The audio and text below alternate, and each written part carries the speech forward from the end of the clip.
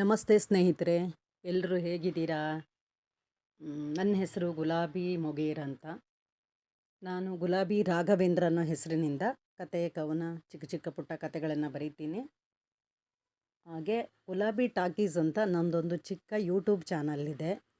ದಯವಿಟ್ಟು ನೀವು ಅದನ್ನು ಸಬ್ಸ್ಕ್ರೈಬ್ ಮಾಡಿ ಮತ್ತು ಲೈಕ್ ಮಾಡಿ, ಶೇರ್ ಮಾಡಿ. ಒಂದು ಚಿಕ್ಕ ಹಾಬಿಯಾಗಿ ಇದನ್ನು ಬಳಸ್ಕೊಂಡಿದ್ದೀನಿ. ನಾನು ತರಗತಿಯಲ್ಲಿ ಮಾಡುವಂಥ ಕೆಲವು ಮಕ್ಕಳ ಜೊತೆ ಮಾಡುವಂಥ ಕೆಲವು ಚಟುವಟಿಕೆಗಳಿದೆ.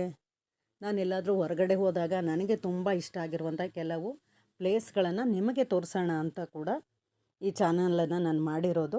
ಪ್ಲೀಸ್ ಸಬ್ಸ್ಕ್ರೈಬ್ ಮಾಡಿ. ದುಡ್ಡು ಮಾಡೋ ಉದ್ದೇಶ ಅಲ್ಲ, ಇದೊಂದು ಹಾಬಿ ಅಷ್ಟೇ.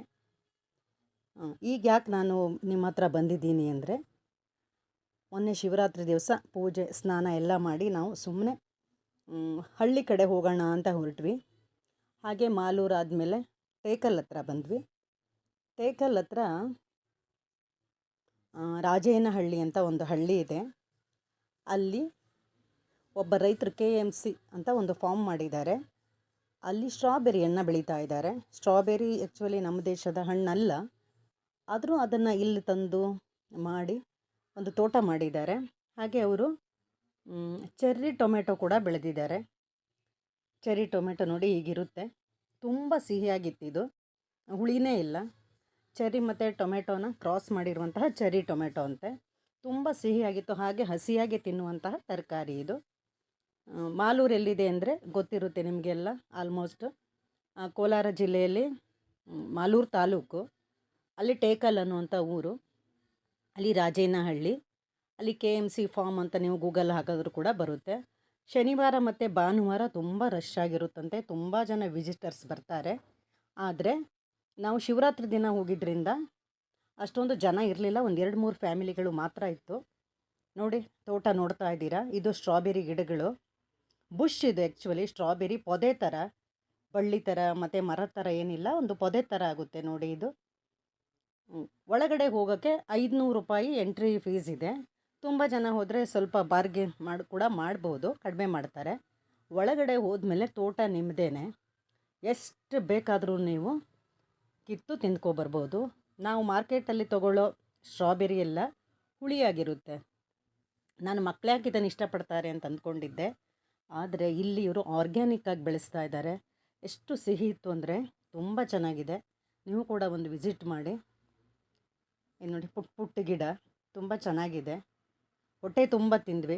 ಶಿವರಾತ್ರಿ ಉಪವಾಸ ಅಂತ ಫುಲ್ ಮಧ್ಯಾಹ್ನ ನಾನೆಂತೂ ಸ್ಟ್ರಾಬೆರಿನೇ ತಿಂದು ಉಪವಾಸ ಮಾಡಿದ ಹಾಗೆ ಆಯಿತು.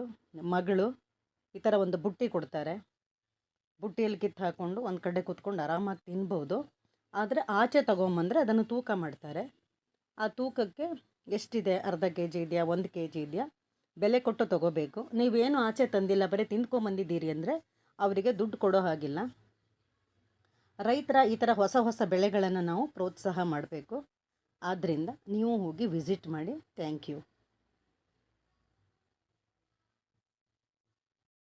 ನಮಸ್ಕಾರ ಎಲ್ರಿಗೂ. ಇದ್ಯಾವುದೋ ಸ್ಟ್ರಾಬೆರಿ ತೋಟ ಅಂದ್ಕೊಂಡ್ರಾ? ಎಷ್ಟು ದೂರ ಇಲ್ಲ,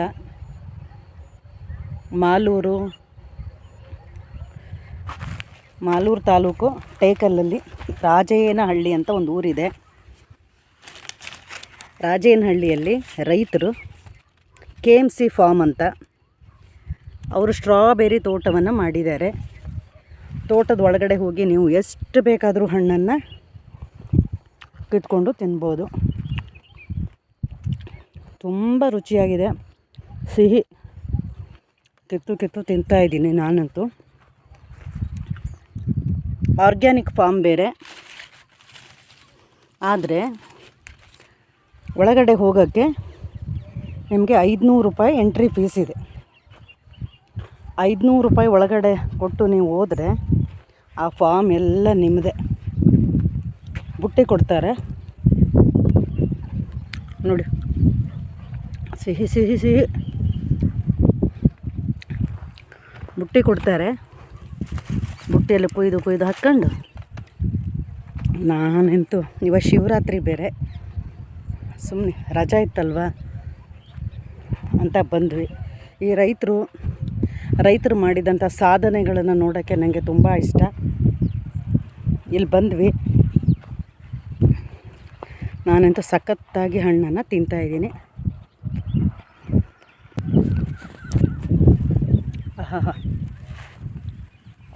ತುಂಬ ಇಷ್ಟ. ನಾನು ಮಾರ್ಕೆಟಲ್ಲಿ ತೊಗೊತಾ ಇದ್ದೆ, ಹುಳಿ, ಅಯ್ಯೋ ಮಕ್ಕಳೆಲ್ಲ ಸ್ಟ್ರಾಬೆರಿ ಅಂತಾರೆ ಅಂದ್ಕೊಂಡು ತೊಗೊಂಬಂದರೆ ಎಷ್ಟು ಹುಳಿ ಇರ್ತಾಯಿತ್ತು, ಎಷ್ಟು ಸಿಹಿ ಇದೆ ಗೊತ್ತಾ. ಶರದಿ ಬುಟ್ಟೆಯಲ್ಲಿ ತುಂಬ್ಕೊಂಡು ತಿಂತಾಯಿದ್ದಾಳೆ ನೋಡಿ. ರಚನಾ,